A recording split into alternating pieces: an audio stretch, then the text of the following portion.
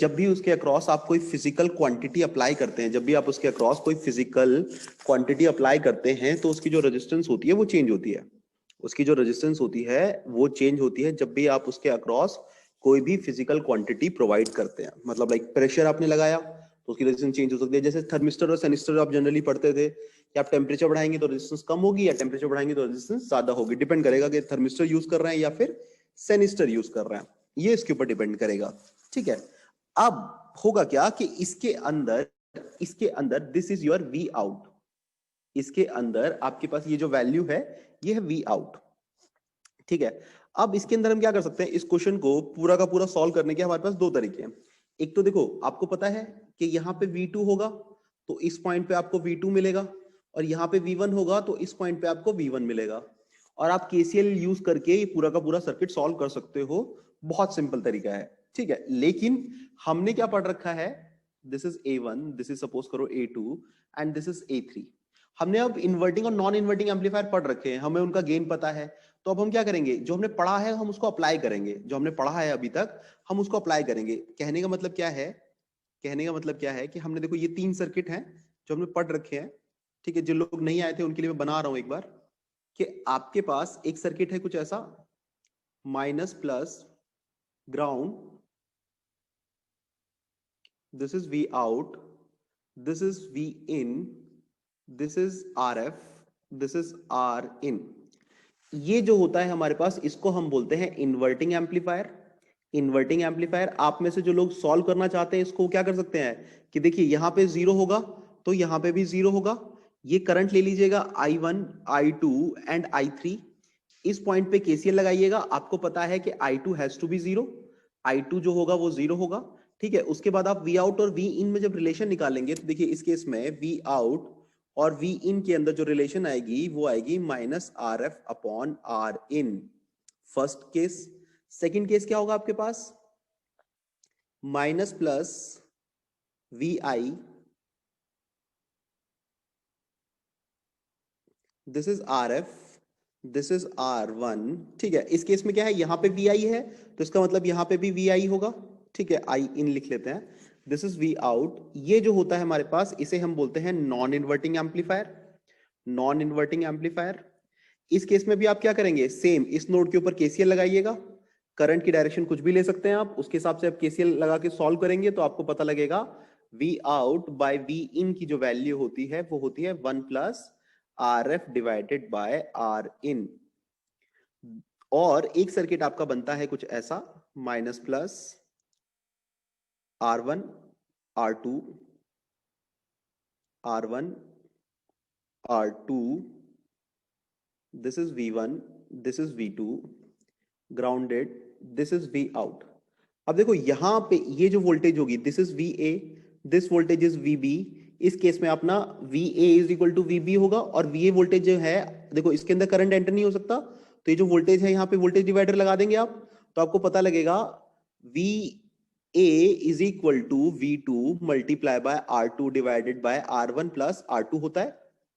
उसके बाद यहाँ पे KCL लगा दीजिएगा, आपको पता लगेगा इसके अंदर आपका जो V आउट होगा that is minus R2 by R1, V2 minus V1, sorry plus V2 minus V1, या V out is equal to R2 by R1, V2 minus V1। ये जो हमारा होता है इसे हम बोलते हैं डिफरेंस एम्पलीफायर, इसे हम बोलते हैं डिफरेंस एम्पलीफायर।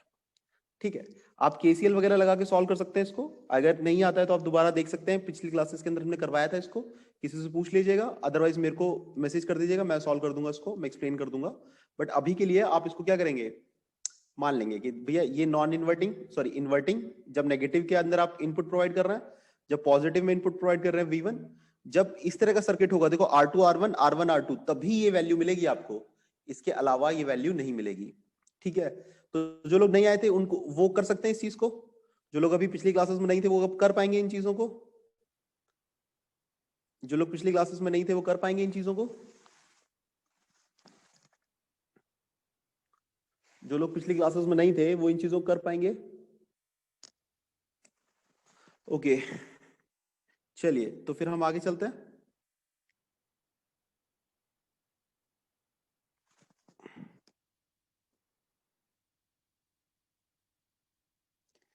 अब देखिए वो सब हो चुका है पिछले वाला। अब यहाँ पे बात करते हैं सर्किट के बारे में बात करते हैं। ये सर्किट है हमारे पास, ठीक है। अब इसमें हमने क्या बताया आपको कि V1 और V2 जो थे वो डीसी वोल्टेजेस थे। V1 और V2 जो थे वो डीसी वोल्टेजेस थे। अब हम क्या करते हैं, अब हम इस क्वेश्चन को सॉल्व करेंगे यूजिंग सुपरपोजिशन। इसका मतलब एक बार मैं V1 अप्लाई करूंगा और एक बार मैं V2 अप्लाई करूंगा, एक बार मैं V1 अप्लाई करूंगा, एक बार मैं V2 अप्लाई करूंगा। और देखिए ये जो वैल्यूज हैं, सपोज कीजिए इसको मान लीजिए V O X मान लीजिए, VOY मान लीजिए। अब देखो आपका जो V आउट है उसको तो हम सिंपल लिख सकते हैं R3 divided by R2, positive वाली पहले लेंगे, V0Y minus V0X, because A3 is a difference amplifier. A3 is a difference amplifier. A3 is a difference amplifier, है ना। A3 जो है हमारा वो डिफरेंस एम्पलीफायर है। मानते हो इस चीज को कि A3 हमारा डिफरेंस एम्पलीफायर है?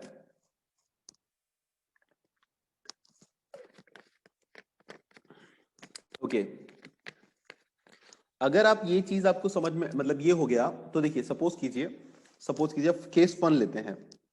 केस 1 लेते हैं।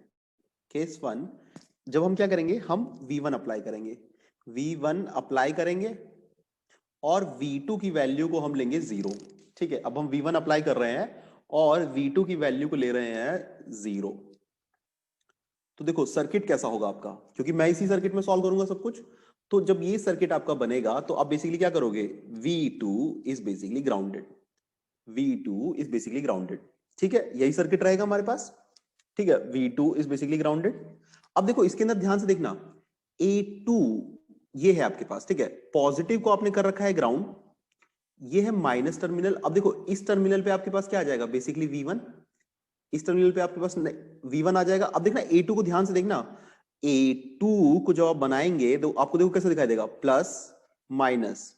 प्लस पे अगर आप देख रहे हैं तो आपको मिल रहा है ग्राउंड, माइनस पे एक डॉट है, माइनस पे जैसे ऊपर गए डॉट है, डॉट के इस तरफ आपके पास है R1 और यहां पे आपके पास कनेक्टेड है VOY, आगे से मतलब नहीं है। और ऊपर अगर आप देख रहे हो तो यहां है R और इस पॉइंट पे आपको जो वोल्टेज मिल रही है वो मिल रही है V1, बिकॉज जो इस टर्मिनल पे वोल्टेज होगी वही इस टर्मिनल वोल्टेज होगी। तो दिस इज फॉर A2। मानते हो A2 का सर्किट ऐसा होगा, मानते हो A2 का सर्किट ऐसा होगा? क्या A2 का सर्किट हमारा ऐसे ही बनेगा? बताइए A2 का सर्किट में कोई दिक्कत है? A2 जो हमारा सर्किट है वो बिल्कुल ऐसे ही बनेगा, मानते हो ना इस चीज को? ओके अगर A2 का सर्किट ऐसा बन रहा है तो मेरे को ये बताइए कि A2 का बिहेवियर कैसा है, A2 का बिहेवियर कैसा है, इन्वर्टिंग एम्पलीफायर और नॉन इन्वर्टिंग एम्पलीफायर? A2 का जो बिहेवियर है वो इन्वर्टिंग एम्पलीफायर है कि नॉन इन्वर्टिंग एम्पलीफायर है? बिल्कुल सही ma'am, inverting amplifier, inverting amplifier. क्योंकि देखो ना आपने ये माइनस पे लगा रखा है भाई, आपने ये क्या कर रखा है, माइनस पे लगा रखा है। तो देखिए VOY की वैल्यू क्या हो जाएगी आपके पास, VOY is equal to minus R1 upon R multiply by V1, ये आएगा minus R1 upon R dot V1, VOY यही आएगा। ठीक है, सभी को एग्री करते हैं सब लोग कि यही आएगा हमारा आंसर, जो आएगा हमारा जो आंसर आएगा वो यही आएगा।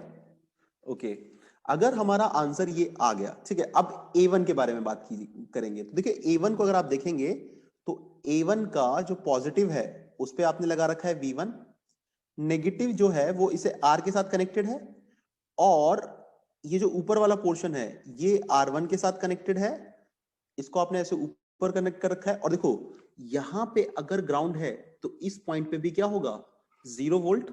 इसका मतलब यहां पे क्या हो गया आपके पास, देखो थोड़ा सा इसको नीचे कर देता है, दिस इज A1।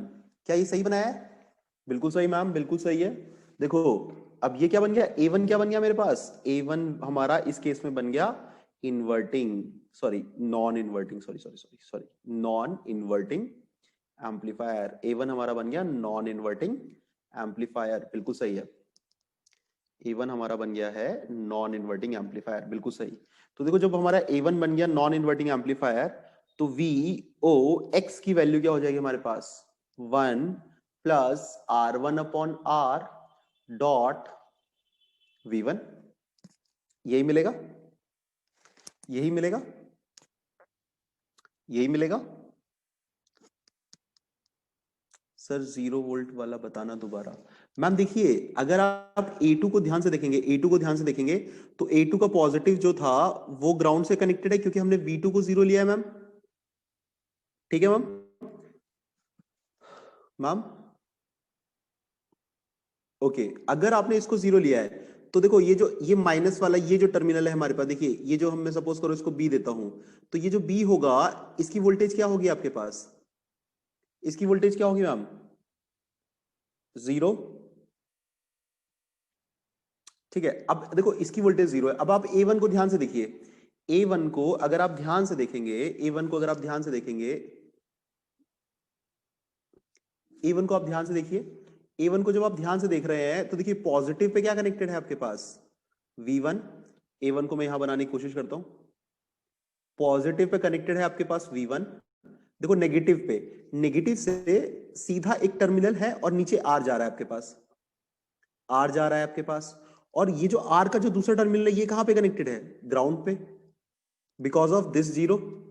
और R का ये जो देखो, ये जो डॉट था, डॉट जो है वो R1 से कनेक्टेड है, डॉट जो था वो R1 से कनेक्टेड था हमारे पास। This is VOX। ठीक है मैम, मैम क्लियर हुआ? ठीक, ओके। तो अगर मुझको ये मिल गया,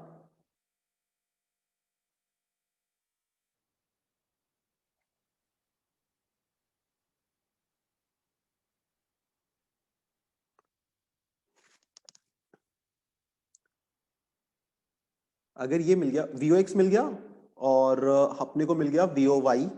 अब V आउट इन दोनों की वजह से आया है, तो देखो अब ये जो हमने निकाला है केवल V1 की वजह से निकाला है, तो हम लोग लिख लेते हैं this value is basically V out 1, this value is basically V out 1, that is equal to R2, sorry R3 divided by R2 VOY minus VOX। जब आप इस वैल्यू को पुट करेंगे, तो देखो आपको V out 1 की वैल्यू क्या मिल जाएगी? V out 1 is equal to R3 by R2। VOY is this value, that is equal to minus R1 upon R dot V1 minus this value, so that is equal to minus 1 minus R1 upon R dot V1 and dot V1। तो इसको अगर हम solve करते हैं, तो हमको V out 1 की value जो होगी वो मिल जाएगी minus R3 by R2 1 plus 2 times of R1 upon R dot V1। क्या इसके अंदर कोई दिक्कत? V out 1 की जो वैल्यू मिलेगी हमको, दिस वैल्यू V out 1, इसमें कोई दिक्कत? V out 1 की वैल्यू में कोई दिक्कत किसी को? बाकी लोग, सर के अलावा बाकी लोग, कोई परेशानी हो किसी को? कोई पॉइंट नहीं, ओके ठीक है, कोई दिक्कत नहीं है। अगर कोई दिक्कत नहीं है, तो देखो इसको हम लिख लेते हैं, बाकी सब चीज को हम हटा देते हैं, बाकी चीजों को हम हटा देते हैं। अब हम क्या करेंगे,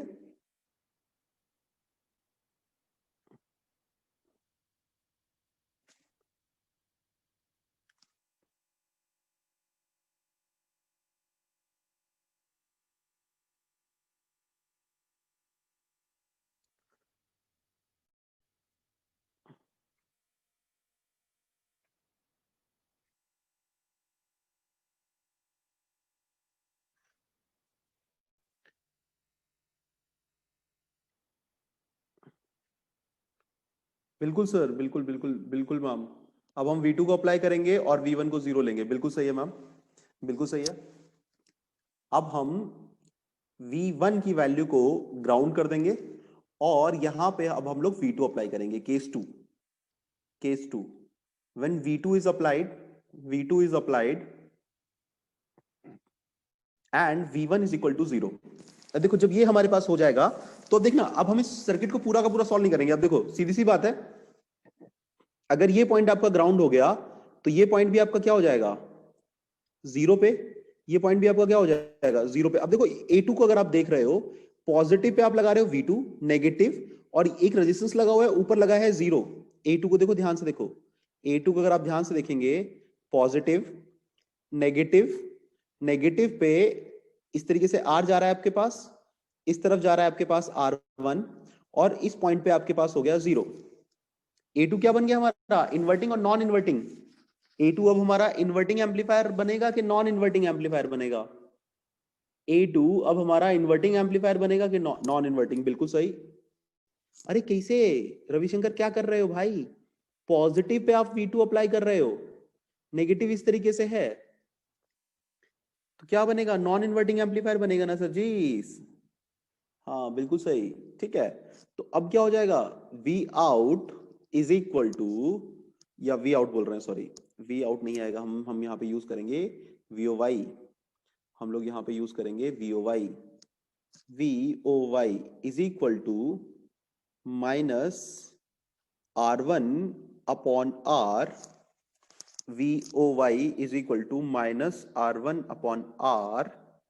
ओ oh sorry sorry sorry sorry sorry, फिर से अब की बार मैं गलती कर दिया। A2 जो है हमारे पास, A2 जो हमारा है, this is a non inverting amplifier. Non inverting amplifier में हमारे पास क्या होता है, 1 plus R1 upon R dot V2, VOY। और देखो अब A1 को अगर आप देख रहे हो, A1 को आप देख रहे हो, पॉजिटिव जो है वो ग्राउंड हो चुका है, नेगेटिव के यहाँ पे आपको जीरो, और यहाँ पे क्या मिल रहा है आपको, V2। देखो ध्यान से देखो, A1 को अगर आप ध्यान से देखेंगे, A1 पॉजिटिव को दे दिया है ग्राउंड, नेगेटिव, नेगेटिव एक R से कनेक्टेड है, और R के यहाँ पे आपने लगा रखा है V2, और यहाँ पे है आपके पास R1। A1 ऐसे ही बनेगा, A1 जो आपके पास है वो इसी तरीके से बनेगा। A1 जो मैंने बनाया है वो बिल्कुल ऐसे ही बनेगा। कोई डाउट है तो पूछ लीजिए, किसी को कोई डाउट है तो पूछ सकते हैं।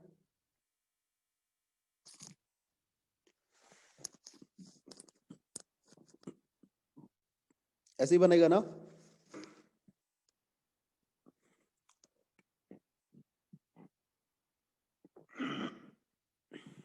तो ये क्या है हमारे पास, A1। A1 is basically a non, sorry, A1 is basically inverting amplifier।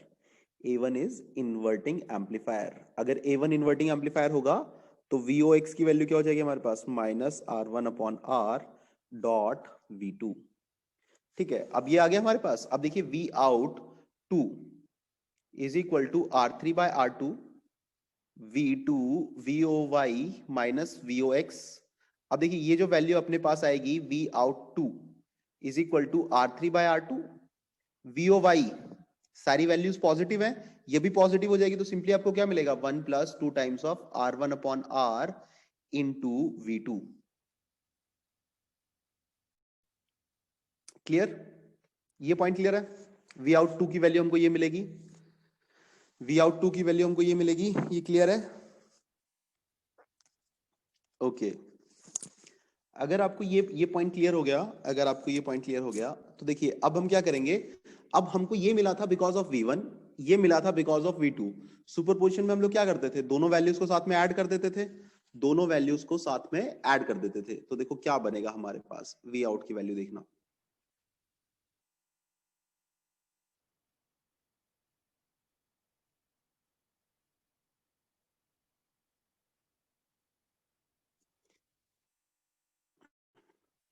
तो अब हमारा V आउट जो होगा, that is equal to V out 1 plus V out 2, and this is equal to R3 by R2 minus 1 plus 2 times of R1 upon R dot V1 plus R3 by R2 dot 1 plus 2 times of R1 upon R dot V2। अब इसमें से देखिए क्या common आ जाएगा, R3 by R2 common आ गया, 1 plus 2 times of R1 by R common आ गया, V2 minus V1। This is V out. Finally ये दिख गया हमको, ये दिख गया। यहां पे कोई दिक्कत? इस पूरे जो हमने ये पूरा का पूरा जो हमने डेरिवेशन किया, इस पूरे डेरिवेशन में कोई दिक्कत किसी को? इस पूरे डेरिवेशन में कोई दिक्कत किसी को भी नहीं होनी चाहिए, क्योंकि बेसिकली इसमें क्या करना है अपने को, बस ये देखना है कि आप क्या लगा रहे हो, क्या हटा रहे हो, उसके हिसाब से इन्वर्टिंग और नॉन इन्वर्टिंग आपका बनता चला जाएगा और आपके पास ये इक्वेशन आ जाएगी, आपके पास ये इक्वेशन आ जाएगी। ठीक है, क्लियर रहेगा? अब देखो इसमें कहानी क्या आ गई कि जब ये आपके पास आ गया, जब आपके पास ये सब कुछ आ गया, ठीक है, तो देखो एक चीज देखना, ध्यान से देखना इसके अंदर,